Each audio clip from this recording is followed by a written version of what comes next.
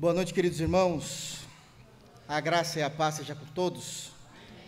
Peço por gentileza que os amados abram suas Bíblias em Neemias, capítulo 7.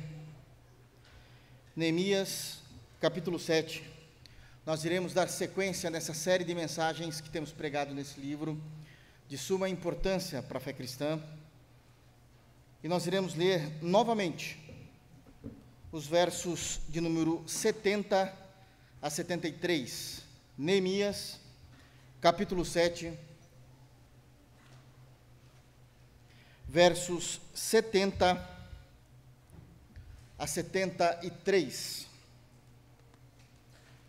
Todos acharam? Vamos ler juntos? Olha o que diz o texto bíblico. A partir do versículo 70 diz: alguns dos cabeças das famílias contribuíram para a obra. O governador deu para o tesouro, em ouro, 1.000 daricos, 50 bacias e 530 vestes sacerdotais. E alguns mais dos cabeças das famílias deram para o tesouro da obra, em ouro, 20.000 daricos, e em prata, 2.200 arratéis. O que deu o restante do povo foi, em ouro, 20.000 daricos, e 2.000 arratéis, em prata, e 67 vestes sacerdotais. Os sacerdotes, os levitas, os porteiros, os cantores, alguns do povo, os servidores do templo e todo Israel habitavam nas suas tendas. Amém. Feche teus olhos, vamos orar ao Senhor. Pai amado, por meio de nosso Senhor Jesus é que nós oramos a Ti. Fala, Deus, aos nossos corações. Ensina-nos a Tua verdade. Une o nosso coração ao temor do Teu santo nome. Que a Tua palavra ela possa ser límpida, fluida, clara, objetiva aos nossos corações, para que nós possamos aprender de Ti e sermos transformados por Tua glória, na autoridade da Tua palavra. É no santo nome de Jesus que nós oramos. Amém.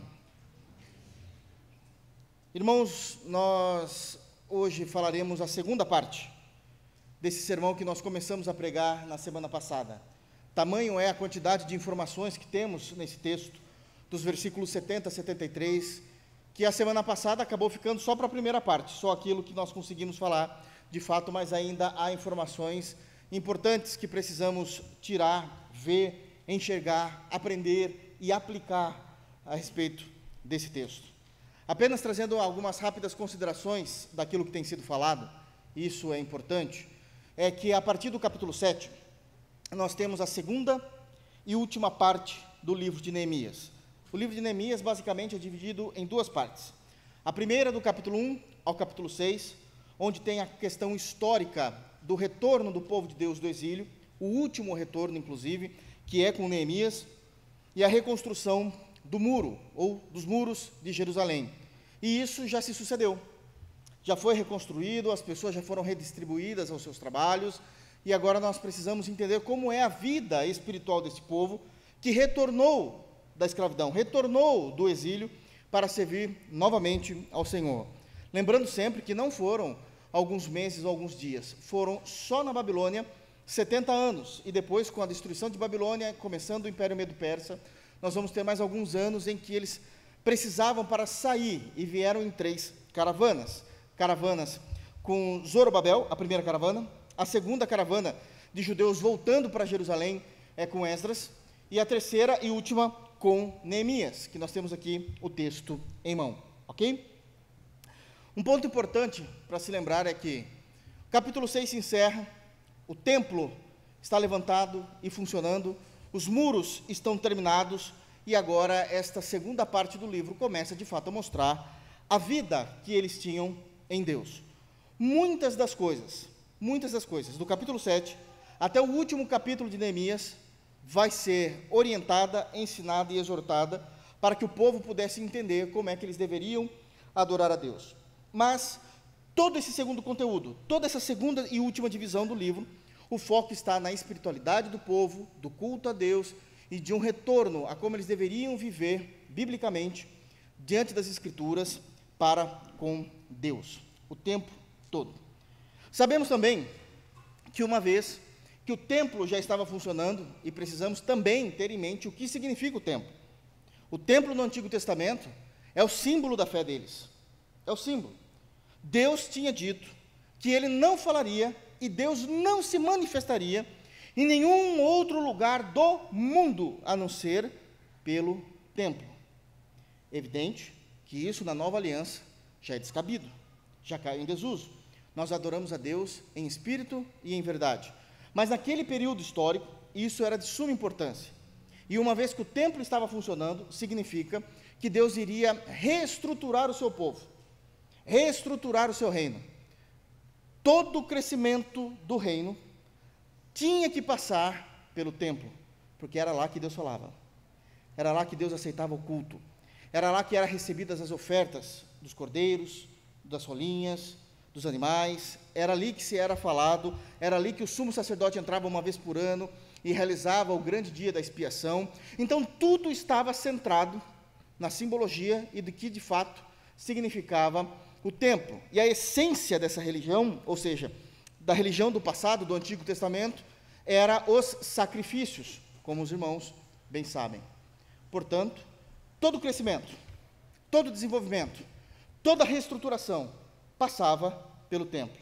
Mas a gente tem um problema, que o único lugar que eles deveriam o tempo todo cuidar, muitas das vezes, foi profanado.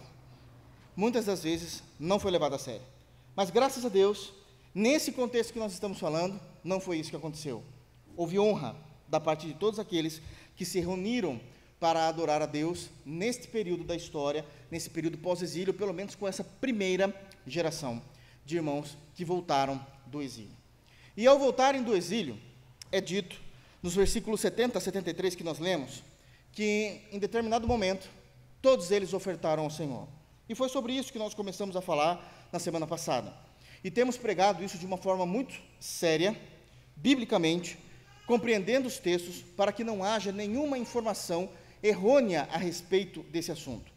E eu lembro de ter falado aos irmãos que nós temos tratado esse assunto com muita sabedoria e com muito temor a Deus, porque um assunto que sempre foi muito tranquilo na história do povo de Deus, quer do Antigo, quer do Novo Testamento, nos últimos anos, principalmente nos últimos 30 anos, tem se tornado uma pedra de sapato em verdadeiras igrejas, em verdadeiros líderes religiosos que têm levado a sério a pregação do Evangelho. E eu falei que a minha experiência de perceber isso acontecendo, quando começou a haver uma perseguição contra a igreja evangélica por causa de dízimos e ofertas, eu me lembro muito bem de uma noite que eu estava, eu falei isso já aos irmãos, em 1995, eu estava entrando na minha adolescência, saindo daquele período de junior para indo para a adolescência, e 8h30 da noite, em 1995, estoura uma bomba no Jornal Nacional. Pensem, 1995 a Globo tinha basicamente todo o ibope possível. Não existia outros sistemas de informação que conseguiam andar e parear com a Globo.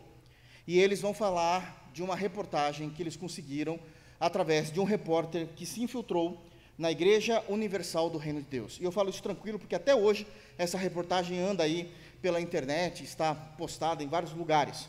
E realmente, tudo aquilo que nós vimos da parte da liderança era algo extremamente esdrúxulo, inaceitável diante das Escrituras Sagradas. A grande questão é que, além do nome do Senhor ter sido desonrado, todas as pessoas que não conhecem a Cristo colocaram todos aqueles denominados no IBGE por evangélicos dentro, me perdoe a expressão, do mesmo saco e falaram, é tudo a mesma coisa. É tudo a mesma coisa.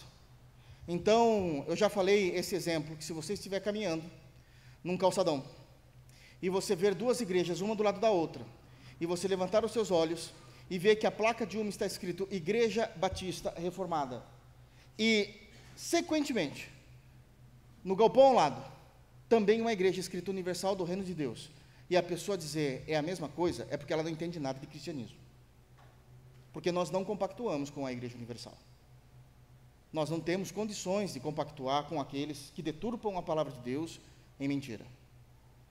E assim com todos aqueles principalmente, na realidade, com todos os neopentecostais, nós não conseguimos compactuar. Porque eles trocam a verdade de Deus em mentira. O foco não é Cristo, é bênção e prosperidade. Sim, Jesus, Deus, abençoa, mas isso não é o foco e nem o centro do nosso culto. E isso precisa ficar muito claro. Então, há 30 anos, há um elefante na sala. E muitas das vezes a gente finge que não vê esse elefante para que consigamos andar em paz. Mas o texto pede, uma vez que estamos pregando sequencialmente no livro de Neemias, que nós venhamos falar disso. Na semana passada, eu disse aos irmãos, em uma das verdades que nós levantamos aqui, que a contribuição financeira sempre foi algo normativo no meio do povo de Deus. E nós explicamos isso. Nós somos a única geração que tentamos levantar argumentos teológicos para derrubar a ideia de que precisamos contribuir financeiramente, de que precisamos ou que devemos dizimar de acordo com as Escrituras Sagradas. Sabemos, e eu já falei isso na semana passada, por isso eu não preciso ficar repetindo, mas já falei também que sim, houve uma geração, principalmente a geração do profeta Malaquias, que eles tinham se negado a Deus em dizimar, em ofertar a Deus. Mas a maneira e o motivo por qual eles se negaram, realmente era a expressão da maldade do seu coração, e eles não estavam tentando encontrar nenhuma cláusula de exceção nos textos bíblicos para que isso não ocorresse.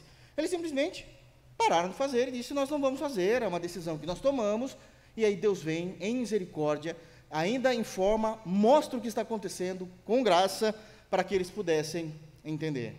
Agora, uma geração que o tempo todo está buscando cláusulas de exceção nas Escrituras para que isso não ocorra, é só nossa. Nós somos a única geração que tem problemas com esse assunto. E evidentemente que isso acontece por causa da maneira como a igreja evangélica, em muitos casos, e aqui eu estou generalizando mesmo, tem se comportado diante de um tema que deve ser tratado com muita pureza, com muita santidade, principalmente porque nós somos crentes em Jesus, e em segundo lugar, porque há pessoas de fora o tempo todo observando o nosso caminhar, e precisamos ser muito corretos em tudo aquilo que fazemos. Disse também aos irmãos quais são, pelo menos, os 4 principais motivos pelo qual as pessoas não dizimam quando chegam na igreja, ou crentes que há anos estão na igreja e falam: eu não dizimo. O primeiro, eles querem argumentar que dízimo é do Antigo Testamento e não é do Novo Testamento. Já tratamos desse assunto. Segundo, eles falam: eu não dizimo porque não sobra. E eu também explicamos biblicamente que isso é um erro, porque dízimo não é o que sobra, dízimo é a primícia. Um terceiro argumento do porquê muitos não dizimam é porque eles falam: eu não quero dizimar ou não quero dar aquilo que é meu. E esse é uma outra compreensão errada. O dízimo não é dar, o dízimo é devolver. Quarto ponto, eu não dizimo porque todo pastor é ladrão. Quem já nunca ouviu isso? Todo pastor é ladrão. E muitas das vezes eles estão corretos, não no todo, mas é verdade. Existem muitos picaretas nos púlpitos que não sabem lidar com isso e acabam, de alguma forma, destruindo toda a credibilidade e honra que a igreja de Jesus deveria ter. Todavia, não é porque existem homens ruins que nós devemos deixar de praticar aquilo que é bíblico. Isso é maturidade. Eu saber que há problemas, mas saber que existe algo bíblico e eu preciso fazer independente desses homens. Nós não resolvemos esse problema deixando de servir a Deus. Nós resolvemos esse problema biblicamente. Se esses homens estão no púlpito, é porque a igreja permitiu. Qualquer igreja sadia não deveria permitir. Isso tem que ficar muito claro. E, obviamente, existe uma motivação em tudo isso. Independente de qual seja os motivos ou os pontos que eles mais negam a possibilidade do dízimo, da oferta, e principalmente a palavra dízimo, isso parece que afronta os ouvidos deles, nunca é por uma questão de fato hermenêutica ou teológica, exegética, onde nós queremos, para a glória de Deus, chegar num ponto em que Cristo seja glorificado. Não, é porque eles vivem em usura, eles não querem fazer isso mesmo.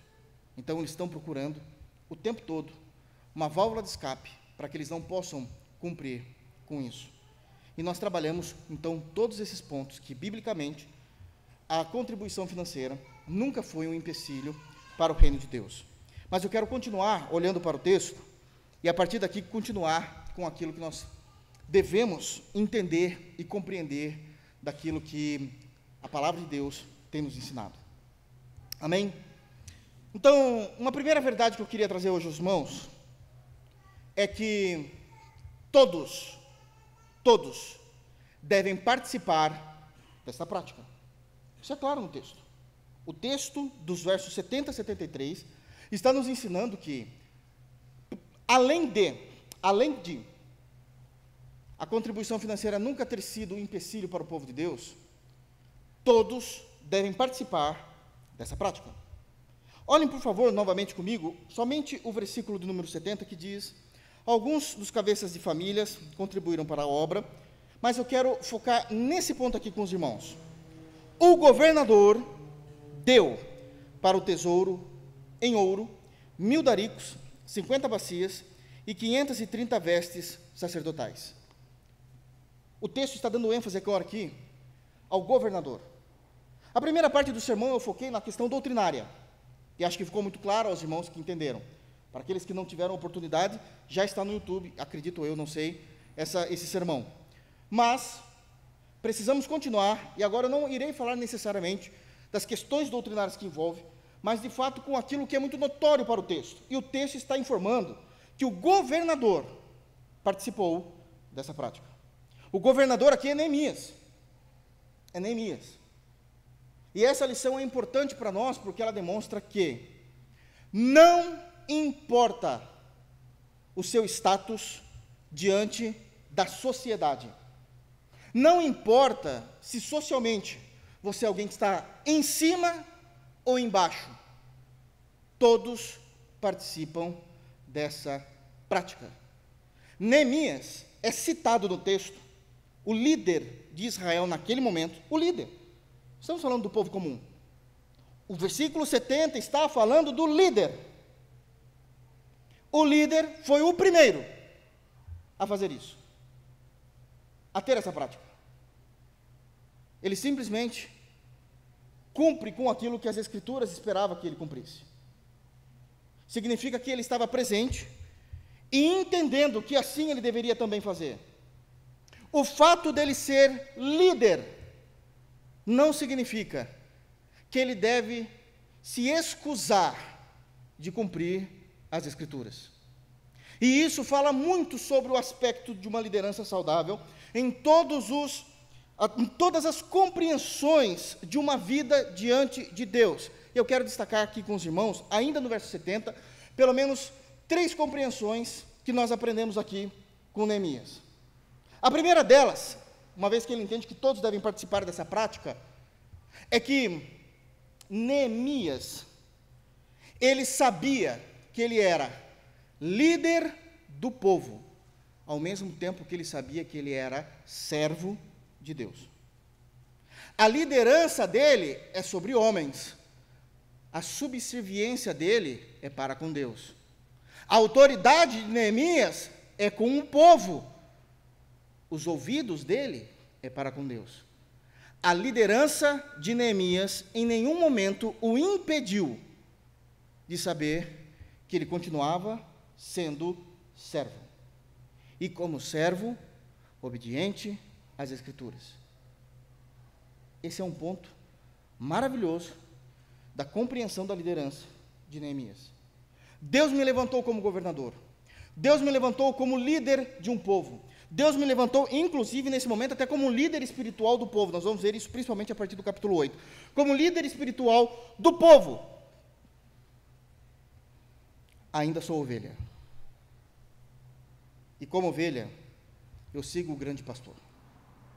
Mas isso não é uma prática maravilhosa apenas de Neemias. Nós vamos ver outras lideranças nas Escrituras que entendem exatamente o mesmo. Deus me levantou como líder, como autoridade. Deus me levantou como pastor. Posso ser pastor de um povo, ainda continuo servo de Deus. E nós vamos conseguir ver isso, por exemplo, na vida de Davi.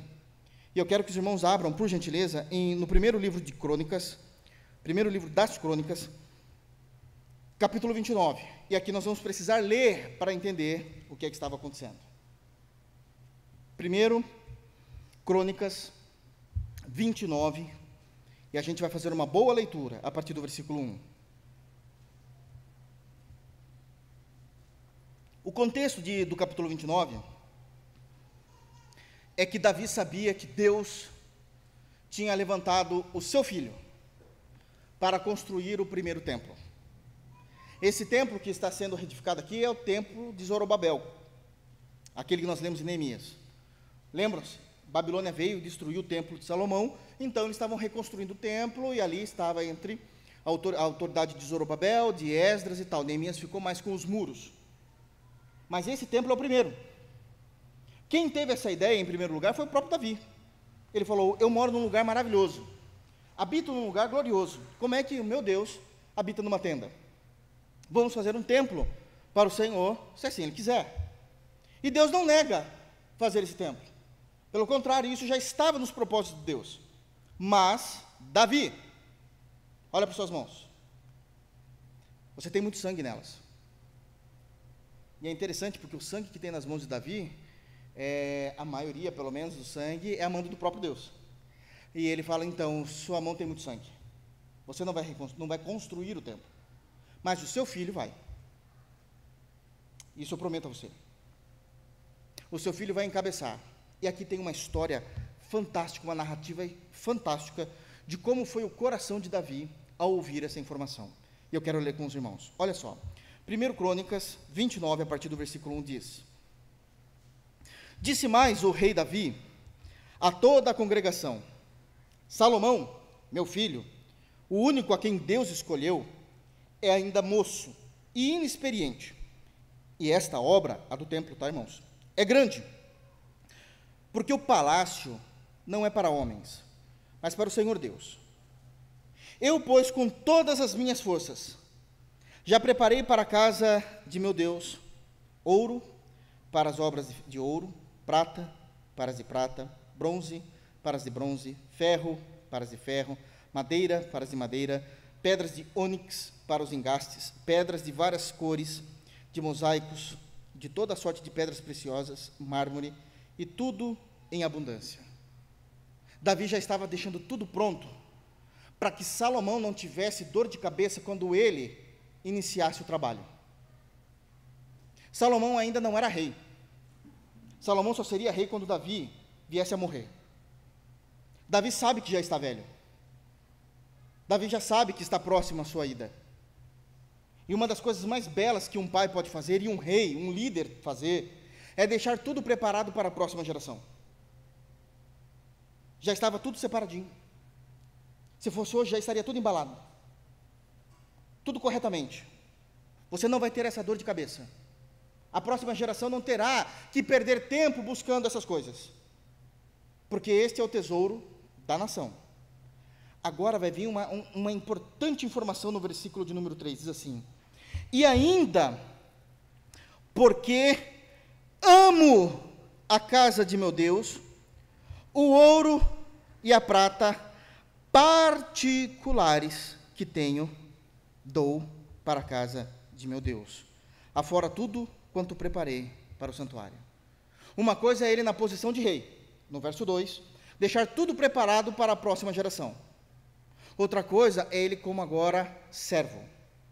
Ele não se coloca como rei, no versículo 3. Ele se coloca como servo. O que eu estou doando agora não é da nação. Não é do Ministério da Fazenda. Não é do tesouro de um império. É meu. É particular das minhas riquezas. E isso mostra, juntamente com Neemias, que ele entende que ele era rei sobre homens, rei sobre uma nação, aliás, rei sobre a nação do próprio Deus, que Deus tem elegido, mas que ele ainda continuava servo. E ele amava essa ideia. Ele amava a reconstrução.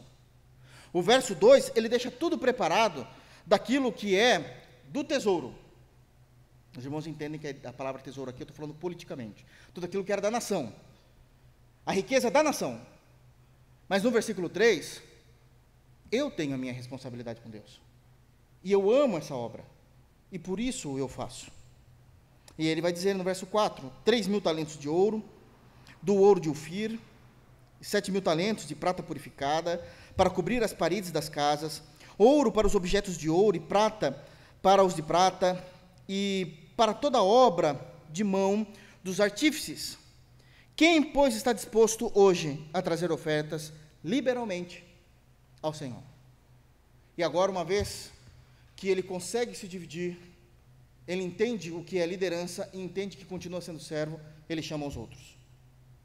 E agora nós vamos ver a motivação desse coração. Eu quero pular com os irmãos para o verso 10. Mas eu queria também que os irmãos deixassem aí, separadinho, que nós vamos voltar nesse texto ainda.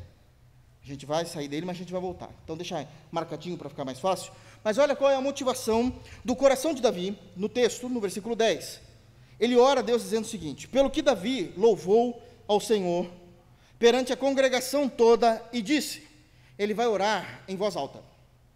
Um rei descendo de seu trono, se mostrando e se revelando a todo Israel como servo do Deus Altíssimo.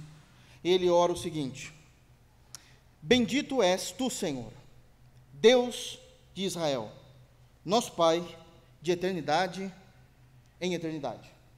Ele já estipula quem ele está orando, quem é Deus, e qualifica a Deus. Ele continua no verso 11. Agora ele vai mostrar o que Deus possui. Uma coisa é o que Deus é, segunda é o que Deus possui. Verso 11. Estou tentando não expor esse texto aqui, mas vamos lá. 11. Teu Senhor é o poder, a grandeza, a honra, a vitória e a majestade, porque teu é tudo quanto há nos céus e na terra. Teu, Senhor, é o reino, e tu te exaltastes por chefe sobre todos. Riquezas e glória vêm de ti, tu dominas sobre tudo. Na tua mão há força e poder, contigo está o engrandecer e a tudo dar força. Agora, pois, ó nosso Deus, graças te damos e louvamos o teu glorioso nome, porque quem sou eu e quem é o meu povo, para que pudéssemos dar voluntariamente estas coisas? Porque tudo vem de ti, e das tuas mãos tu damos. O que ele está entendendo e o que é que ele está professando? Até aquilo que nós damos liberalmente ao Senhor, com liberalidade, na verdade a gente pegou da tua mão para devolver, da tua mão tu damos, porque tudo vem de ti. Entendem? O porquê é que aquele povo, a geração que retornou do cativeiro, fez isso de forma orgânica, sem que Neemias precisasse pedir? Porque eles tinham Deus no coração e as Escrituras eram muito claras para eles. Não era uma questão de você ser o tempo todo subjugado a isso, mas é uma compreensão de que tudo que temos, de tudo que possuímos, isso veio de Deus. E aquela parte, a 10ª parte, nós devolvemos a Deus, porque veio da mão dele. Quem somos nós para achar que a gente consegue dar alguma coisa ao Senhor? Na verdade, a gente já pegou da sua mão e só está te devolvendo. Então nós vemos com clareza esse primeiro aspecto da liderança de Neemias, em que ele entende ser realmente a autoridade sobre um povo, mas continua sendo servo. Uma segunda consideração, voltando para Neemias, que eu gostaria de fazer ainda no versículo 70, mostrando essa obra de Neemias, quando diz lá que o governador deu, e isso mostra muito da liderança dele, além de saber separar, que ele é autoridade sobre homens, mas é servo de Deus. Uma segunda motivação ou consideração, que poderíamos citar claramente com o texto, é que ele entendia que o fato dele ser líder deveria ser um exemplo de obediência e não apenas alguém executor da lei. Como líder, eu também obedeço. Como líder, eu não sou alguém que apenas executa a lei de Deus. Eu não sou uma autoridade que simplesmente fala, julga, exerce um veredito sobre a vida do povo. Geralmente há autoridades que fazem isso. A lei é para você, não para mim. Mas ele entende a questão da obediência. Ele entende isso. A questão da obediência. E o como isso é valoroso. Então Neemias tinha no seu currículo de liderança não apenas um líder que ordenava, mas que também obedecia a Deus e, quando necessário, executava a lei de Deus sobre o povo. E, de novo, eu quero dizer aos irmãos, isto não foi algo singular apenas de Neemias. Houve líderes no Antigo Testamento que também entenderam isso. E agora eu quero levar os irmãos ao profeta Daniel. Abram, por favor, o profeta Daniel, capítulo 6. E aqui a gente vai precisar ler também. Culto de doutrina, nós precisamos entender os textos. Entender de fato o que está ocorrendo. E a gente vai perceber que Daniel, ele já estava, nessa altura do capítulo 6, se destacando no meio de todos os outros representantes de áreas que o imperador, que o rei, havia dividido para que tomassem conta. Daniel era muito bom. A palavra de Deus diz que o Espírito era com ele.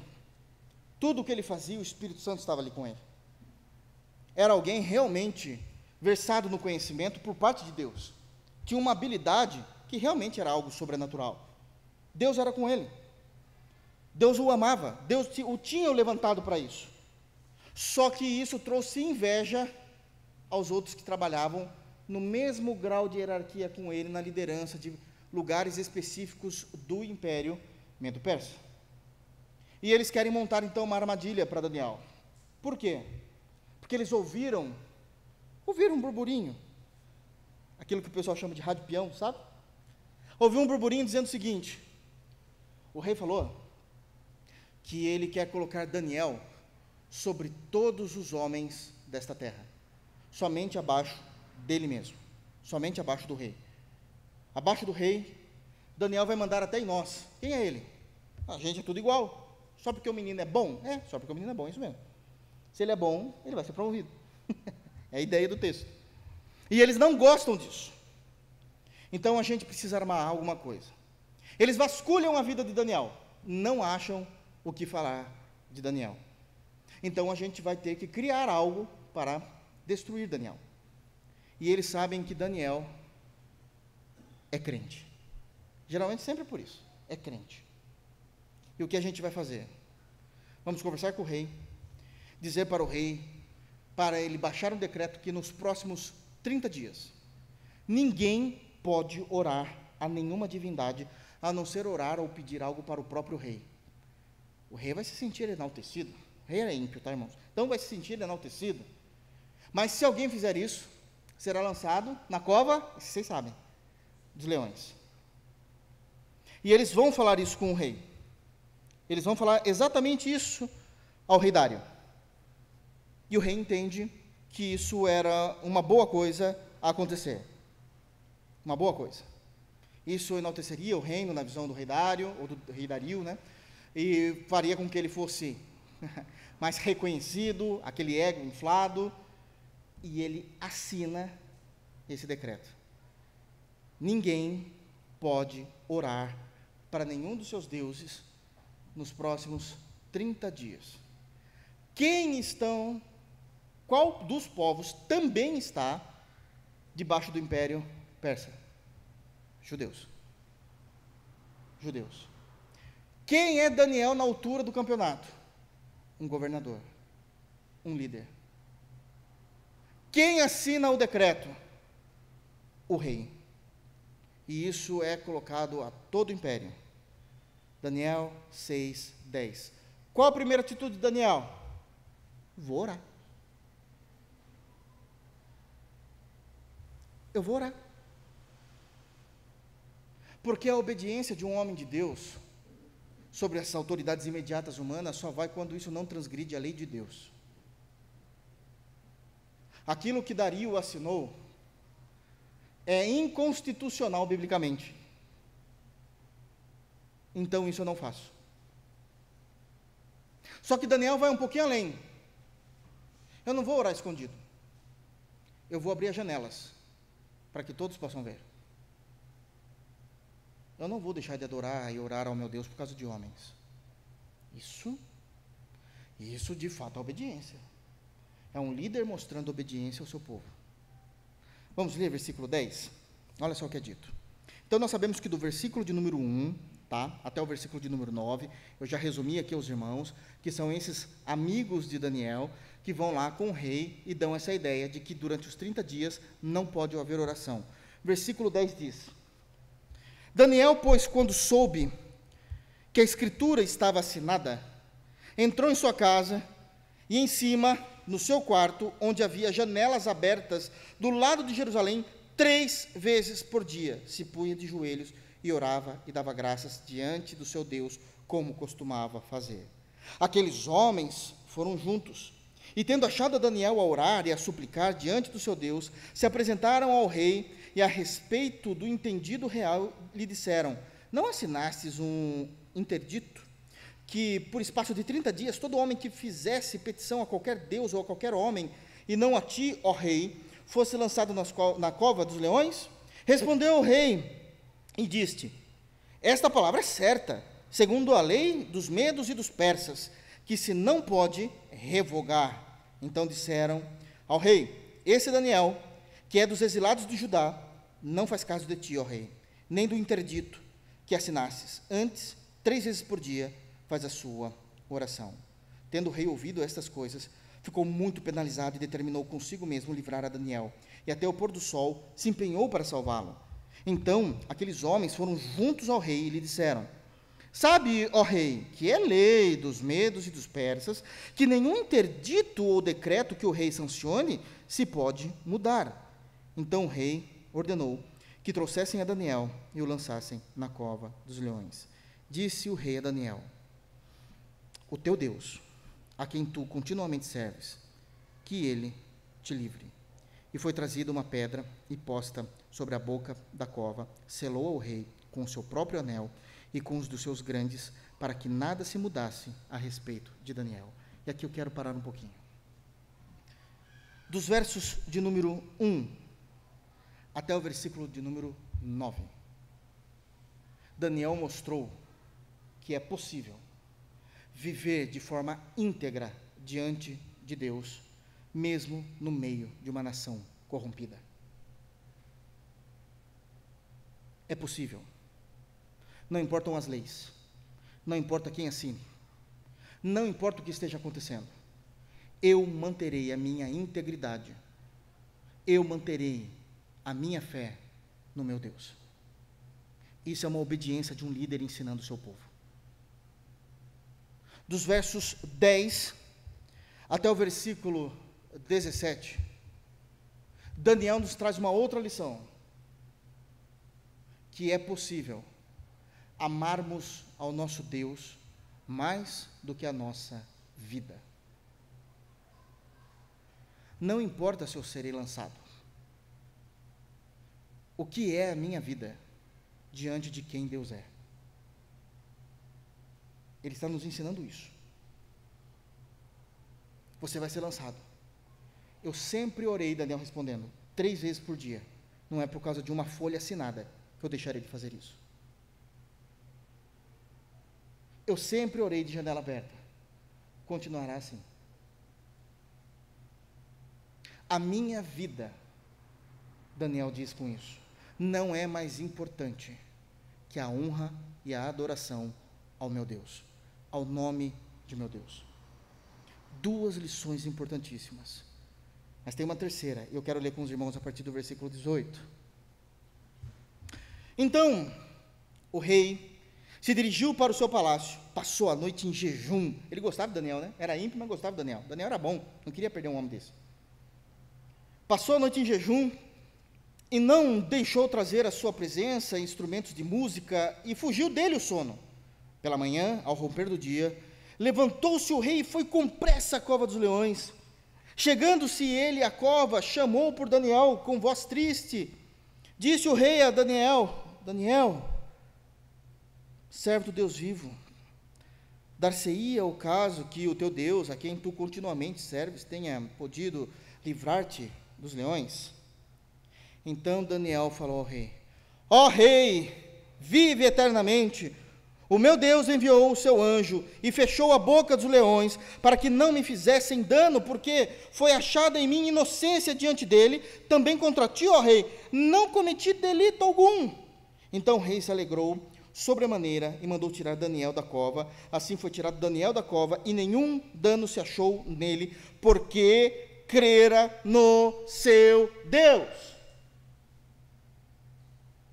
Ordenou o rei, e foram trazidos aqueles homens que tinham acusado a Daniel, e foram lançados na cova dos leões, eles, seus filhos, suas mulheres, e ainda não tinham chegado ao fundo da cova, e já os leões se apoderaram deles e lhes esmigalharam todos os ossos.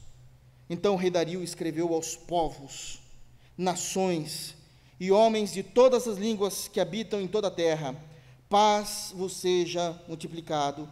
Faça um decreto pelo qual, em todo o domínio do meu reino, os homens tremam e temam perante o Deus de Daniel, porque ele é o Deus vivo e que permanece para sempre. O seu reino não será destruído e o seu domínio não terá fim. Ele livra e salva e faz sinais e maravilhas no céu e na terra. Foi ele quem livrou a Daniel do poder dos leões. Daniel, pois, prosperou no reinado de Dario e no reinado de Ciro, o persa. Em terceiro lugar, Deus honra aqueles que lhe servem, mesmo a custo de sua própria vida. Neemias está seguindo o mesmo script, não com a morte, mas Neemias está seguindo, dizendo: é essa a obediência, assim também farei. Ofertarei a ti, Senhor. Ofertarei a ti. Uma terceira consideração a respeito de Neemias, ainda no versículo de número 70. A primeira, ele sabe lidar entre o que é ter autoridade e ser servo. Ele sabe que tem que ser obediente, juntamente com o povo, e não apenas um executor da lei. Em terceiro lugar, ele sabe que precisa estar com o povo, e não apenas a parte do povo. Todos vão fazer isso? Todos nós vamos abençoar ao reino de Deus? Sim. Como líder, Neemias diz: eu também estou. Eu estou nisso também. Eu estou com o povo, e não a parte do povo. Eu estou junto com vocês, e não a parte de vocês. Num ditado muito popular, eu visto a camisa junto com vocês. Sabe quem nos ensina isso? Um outro líder, um juiz, Gideão. Juízes, capítulo 7. Para vocês verem como isso não é algo apenas específico de Neemias, mas era normativo nas Escrituras. Gideão, capítulo 7. Nós sabemos que os midianitas odeiam o povo de Deus, né? Odeiam o povo de Deus, e Deus realmente iria agir contra os midianitas. Tem um problema. Os midianitas são milhares de milhares de milhares de milhares. O povo que ia para a guerra junto com Gideão era 32 mil. A conta não bate. A conta não dá. É impossível. São miríades e miríades de um lado, 32 mil homens do outro. Desses 32 mil, tinha alguns que estavam indo porque era obrigatório, mas eram medrosos. Então não ia durar muito tempo mesmo. Não ia durar muito tempo. Vai vir um soldado inimigo, ele vai se abaixar com o escudinho e tentar ver se dá para viver pelo menos mais 5 segundos. Vai morrer. Vai morrer, não é perito em batalha, não gosta, não faz parte. Mas Deus tem uma promessa a Gideão. Ele diz para Gideão que ele vai entregar, todo o início do capítulo 7, que ele vai entregar os midianitas nas mãos de Gideão. Nas mãos de Gideão. Só que Deus, quando vê aqueles 32 homens, aquilo que é pequeno aos nossos olhos, Deus fala assim: Gideão, tem muita gente. Fala isso não, Senhor. O Senhor já viu o lado de lá? Muita gente. E ainda a gente vai ter um problema que você nem sabe. Qual? Se vocês ganharem, e vão ganhar porque eu sou com vocês, quando vocês ganharem, esse bando de homens ainda vão dizer que quem ganhou a guerra foi eles. Sabe aqueles 32 que tem um monte que não faz nada, mas se ganhar fala, eu fiz tudo? É esses homens aí. Então você vai ser bem sincero com eles. Chama todos eles e diz o seguinte: qual de vocês está com medo e realmente é covarde? Por favor, podem se retirar. Desses 32, 22 mil foi embora. Eu não estou brincando, vamos ler? Olha aqui, ó. Versículo 3. Apregou, Juízes 7, 3. Apregou-a, pois, aos ouvidos do povo, dizendo: quem for tímido e medroso, volte e retire-se da região montanhosa de Gileade. Então voltaram do povo 22 mil, e 10 mil ficaram, por isso que eram 32. 22 mil foi embora. Você imagina você vendo aquela galera saindo. Você fala: meu Deus, 2/3 das pessoas já eram. Se a gente não ganhava, agora é certeza. Agora a gente está indo para o abate, a gente não está indo para a guerra. A gente está indo para o abate. Gideão fala: calma. Senhor, 22. Sobrou 10. Deus fala: muita gente. Não pode ser. Só 10 mil, Senhor. Muita gente. Agora quero ver quem é de fato, pelo menos tem postura de soldado. Pelo menos isso. Manda todo mundo beber água no rio. Aqueles que abaixarem a sua cabeça na água, para tomar água igual um cachorro tomaria, manda embora. Aqueles que se ajoelharem diante do rio, leva a mão na água em conchinha e traz água na boca observando as coisas, esses têm uma postura de soldado, eles não baixam a guarda, estão atentos. Quantos fizeram isso, de levar água à boca e não descer a boca na água? 300. 300. O resto vai embora. Senhor, vai ficar muito difícil isso acontecer. É muito difícil.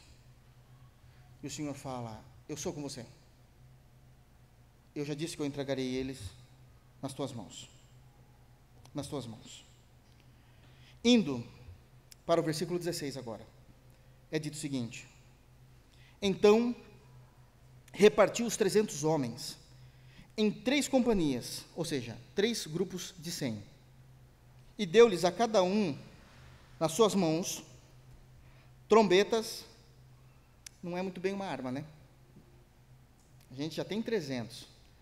Dividimos em 3 grupos. Os 3 grupos vai distante, um em cada lado, para fazer o cerco. Com trombeta. Não ajuda, Senhor.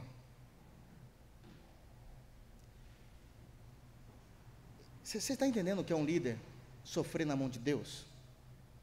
Que às vezes a gente acha que o líder não sofre.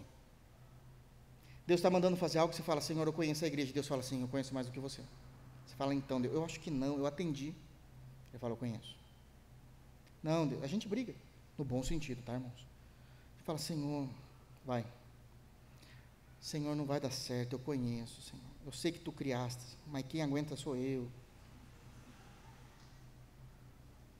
Irmãos, a gente sabe a oração de um pastor.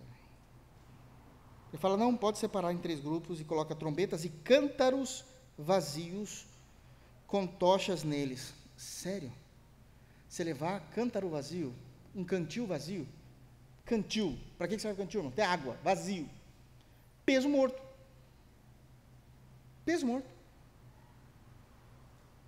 Você fala: bom, talvez Deus queira executar juízo mesmo, então a gente vai para o juízo, porque a gente é obediente, e é isso que Deus quer, e Deus seja glorificado na nossa morte, né? Com obediência. Ué. E é isso mesmo. É exatamente isso, irmão, que vocês estão lendo. É loucura. E disse-lhes, agora ele dá ordem: olhai para mim e fazei como eu fizer. Chegando eu às imediações do arraial, como fizer eu, assim fareis. Bom, o que é que ele vai fazer? quando eu tocar a trombeta e todos que comigo estiverem, aqueles 99, eram grupos de 100, lembra? Então, o meu grupinho tocar ali a trombeta e o meu grupo também tocar. Então vós tocareis a vossa ao redor de todo o arraial e direis, pelo Senhor e por Gideão. Esse é o momento que Gideão fala assim, o que Deus quer, a gente faz. Vai ser pelo Senhor e vai ser por mim, porque eu não vou ficar em casa. Eu não vou mandar vocês para a guerra e eu estarei esperando notícias.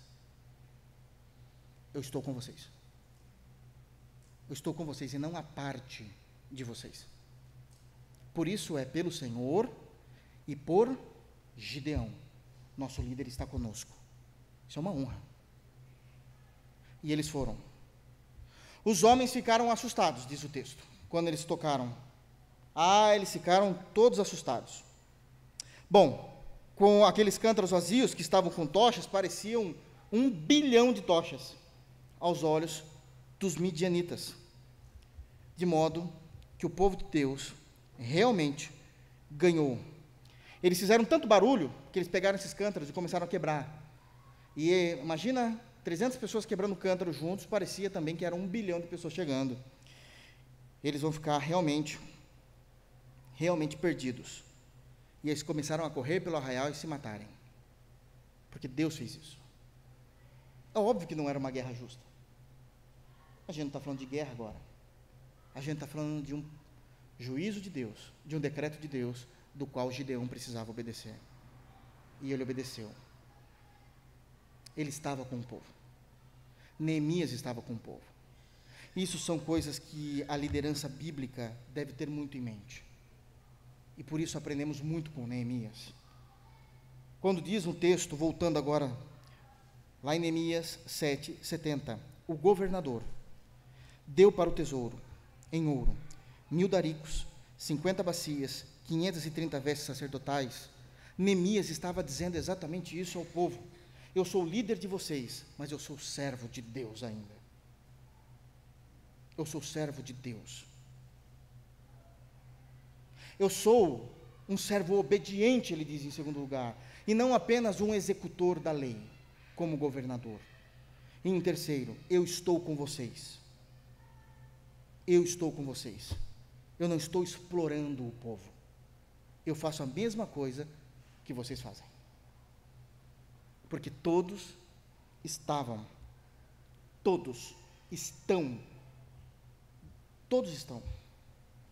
ávidos a praticar o ofertório. Isso é importante. Porque isso demonstra o que a liderança é. Versos 71, eu tenho tempo ainda, vamos lá, 71.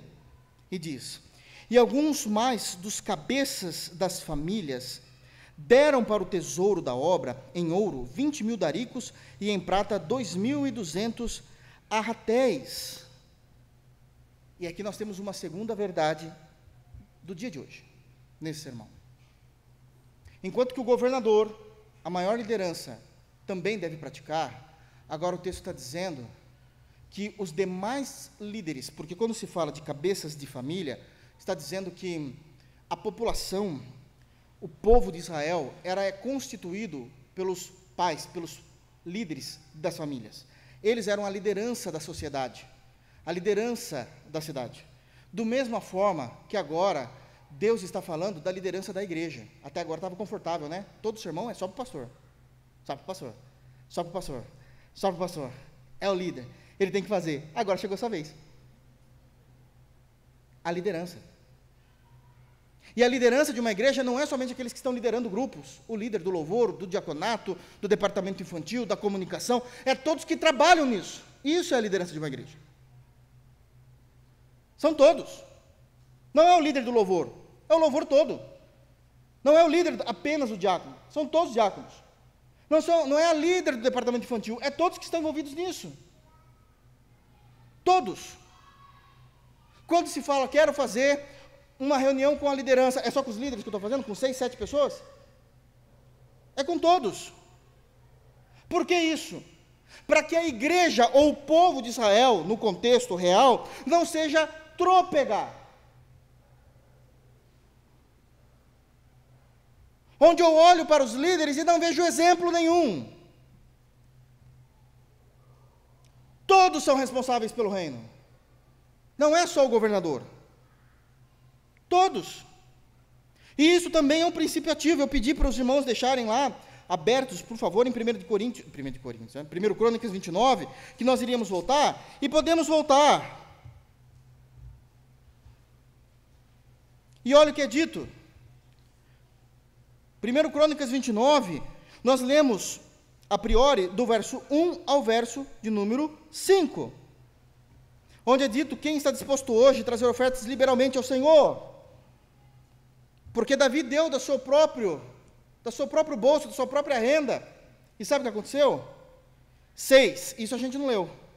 6 a 9, olha só. Então, os chefes das famílias, os príncipes das tribos de Israel, os capitães de 1000, os de 100, e até os intendentes sobre as empresas do rei, voluntariamente contribuíram e deram para o serviço da casa de Deus 5.000 talentos de ouro, 10.000 daricos, 10.000 talentos de prata, 18.000 talentos de bronze, 100.000 talentos de ferro. Os que possuíam pedras preciosas as trouxeram para a casa do tesouro, para a casa do tesouro do Senhor, a cargo de Jeiel, o gersonita. Colocaram uma pessoa responsável para isso, né?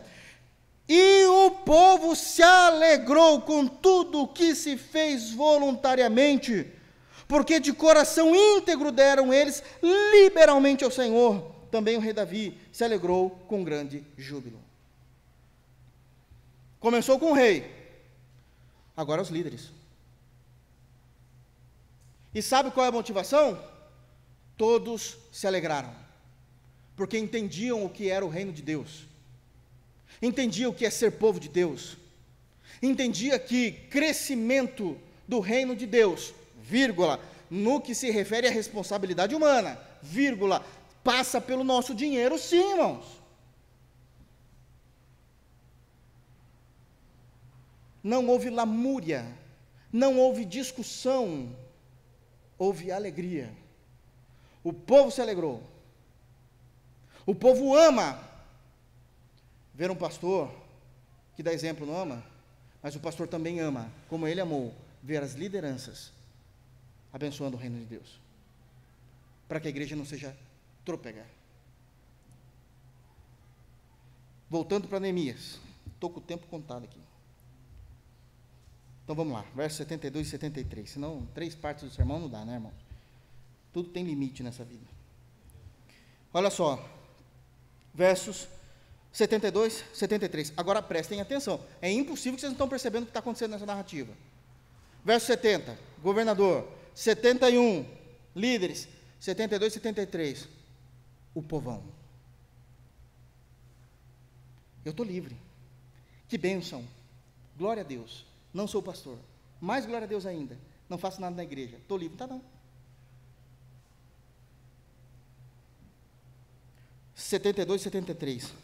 O que deu o restante do povo? Foi em ouro 20.000 daricos e 2.000 arratéis em prata e 67 vestes sacerdotais. Os sacerdotes, os levitas, os porteiros, os cantores, alguns do povo, os servidores do templo e todo o Israel habitavam nas suas cidades, cada um de acordo com a vontade de Deus. Todo o resto do povo ofertou. Então nós temos aqui a terceira lição. Se os líderes foram um exemplo na segunda, a terceira, é óbvio, todo o povo deve amar contribuir financeiramente para o reino de Deus. Todo o povo. Está escrito aqui, o restante do povo. Não estou inventando nada, está escrito no texto. Claro como a luz do meio-dia. Porque todos estão envolvidos. Porque o reino de Deus precisa continuar. A obra de Deus precisa continuar. E isso passa pela nossa compreensão de como somos chamados a Deus a sermos liberais, a termos um comportamento de liberalidade financeira, a termos um comportamento de sim, financeiramente contribuir com o reino de Deus. Essa discussão é algo de 30 anos atrás, realmente por causa de líderes espúrios, bandidos, que usam o púlpito para fazer coisa errada. Mas existe um mandamento puro e santo para se fazer isso, um aprendizado puro e santo para realizar isso. Agora quero levantar aqui alguns pontos, antes de eu terminar, meus irmãos. Por que fazer isso? Por que ofertar? Por que dizimar? O profeta Malaquias falava assim, para que, a voz de Deus falava pelo profeta, dizia, para que haja mantimento na minha casa. Mantimento não é a comida, o arroz e o feijão. É para que o reino de Deus consiga se manter. Deixa eu explicar algumas coisas para os irmãos, que talvez os irmãos não saibam. Mas eu falo diante de Deus e trago Deus como minha testemunha. Templos de igrejas sérias precisam ser construídos. O anjo não vai descer. Isso não vai acontecer. Templos, acreditem, passa por manutenção. Deus não vai mandar também um anjo pedreiro. Isso é dinheiro. Templos passam por revitalização. Isso é necessário. Às vezes não é uma manutenção, é uma revitalização. E às vezes, essa revitalização passa por órgãos públicos, é obrigatório. Não se faz isso sem dinheiro. E o pastor fica que nem louco tentando, como é que a gente faz isso? Quer ver um outro ponto? Eu imagino, que deve ser muito bom você servir ao Senhor em sinceridade e vir numa igreja que você fala, Deus seja louvado, eu sei que o meu pastor conhece as Escrituras. Eu sei que ele não titubeia. Eu sei que ele tem pontos firmados, se não forem todos, em quase todos os pontos da teologia, que ele defende. Deixa eu falar uma coisa, Deus pode ter abençoado ele, mas Deus não colocou nada na cabeça dele. Foi estudo, tempo de estudo, seminário, abrir mão de vida profissional, compra de livros, leitura de livros. Vocês sabem quanto isso custa? Eu já disse aqui, vou falar do nosso quintal para não falar do quintal dos outros. Sabe quanto custa comentários de teologia reformada? Comentários, vamos comprar, olha que lindo, 1.600, 1.700 reais, estou falando para pastor. Às vezes fala, nossa, mas precisa comprar tudo isso então, irmão, para você talvez não precisa. Com todo respeito, você não é o pastor, mas um pastor tem que ter. Nossa, precisa ser esse valor? Então, a pessoa que escreveu isso, demorou 30 anos para escrever esse comentário completo. Ele foi em campo, estudar arqueologia, história, e tentar trazer isso mais fácil para que os pastores possam aprender. O editor, ele cobra, ele não faz nada de graça. Página e papel é muito caro. Uma editora para imprimir, cobra também. E não cobra só para imprimir, tem o lucro. Aí você fala, como é caro então? Foram 30 anos para fazer uma obra. Uma obra. Uma obra. Sabe quanto custa um seminário bom? Pois é. Sabe quanto custa um mestrado? Não quero nem saber. Ah, mas é tudo irmão. É irmão. Mas as pessoas que estão lá têm custos. O seminário tem custos. A autoridade de quem vai estar ensinando não é qualquer pessoa. O cara também tem que ter mestrado e doutorado, já devidamente aprovado, para ele poder ser um orientador. Tem custos. Deixa eu te falar uma coisa. Se um pastor, ele é pastor de uma igreja, e por necessidade, ele precisa trabalhar fora, nunca exija que ele saiba teologia sistemática. É muito difícil para ele aprender. Ele não tem tempo de qualidade. Grego e hebraico, esqueça. Esqueça. Ele tem família para alimentar, ele está pensando nos filhos quando chegar em casa. Ele não vai conseguir aprender uma língua, para depois que ele aprender uma língua, porque isso não tem nada a ver com teologia, é língua. Grego é língua, hebraico é língua. Aí ele vai aprender isso para depois interpretar os textos originais. Não vai acontecer. Então não exija, se esse pastor não tem condições que a igreja dá a ele. Tempo de qualidade. Não dá. Vamos para aquele que é mais fácil, você trabalha, vai lá aprender inglês. Pô, você vê inglês todo dia na sua vida. Os softwares são em inglês. Um monte de expressão em inglês. É algo tão comum, já é difícil. Vai aprender língua morta. Tempo verbal que não existe no português. Aonde se aplica? Como que fala? E os missionários? O que fala deles? A gente precisa enviar missionários. Mas não é só enviar. A gente precisa manter os missionários. Porque a gente não foi. Mas eles foram. E a gente mantém eles no campo missionário para que eles possam, de fato, ter a única preocupação é pregar Cristo aos povos desconhecidos. Como que faz isso? Deixa eu te contar, não se faz doutrina com um texto da Bíblia. Só tem um texto na Bíblia que fala que o corvo levou carne para Elisa. Só. Isso não é doutrinário. Somos nós que mantemos. Somos nós que enviamos. Nós que preparamos. E deixa eu falar, missionário e pastor é ser humano.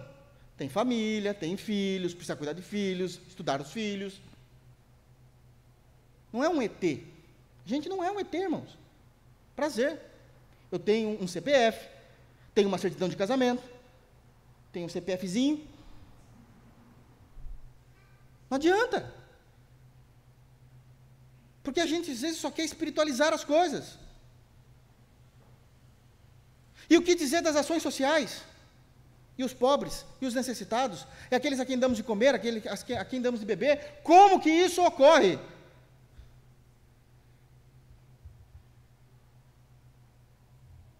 Com o ofertório da igreja.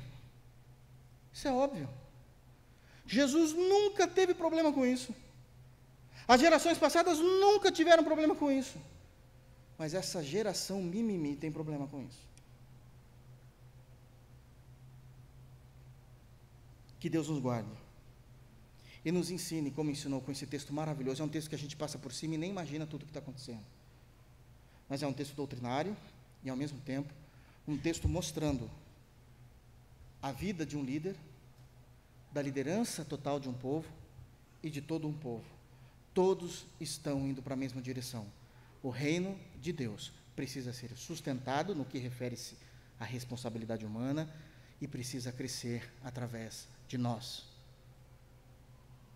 E que isso possa ficar consolidado no coração dos irmãos. Que Deus nos abençoe em Cristo Jesus. Amém?